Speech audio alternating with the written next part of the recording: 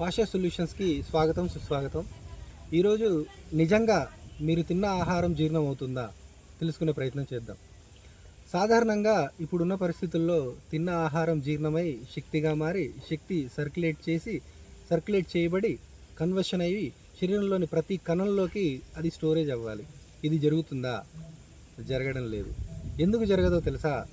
దానికి శారీరక కారణాలు, మానసిక కారణాలే కాకుండా ఆధ్యాత్మిక కారణాలు ఉన్నాయి.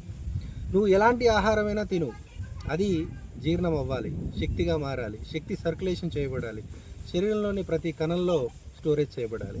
దీనికి ప్రధానంగా పంచభూతాలు నీ శరీరంలో బ్యాలెన్స్గా ఉంటే శరీరం ఆ ఆహారాన్ని జీర్ణం చేసుకోగలుగుతుంది.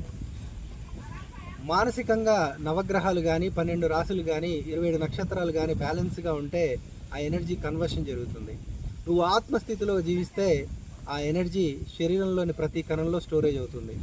ఇలా నీ ఆధ్యాత్మిక స్థితిని బట్టి నీ ఆహారం శక్తి సర్క్యులేషన్గా, కన్వర్షన్గా శరీరంలోని ప్రతి కణంలో స్టోరేజ్ అవుతుంది తప్ప నువ్వు తినే ఆహారం వల్ల కాదు.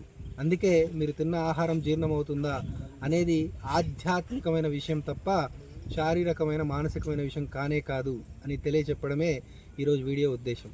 నమస్తే.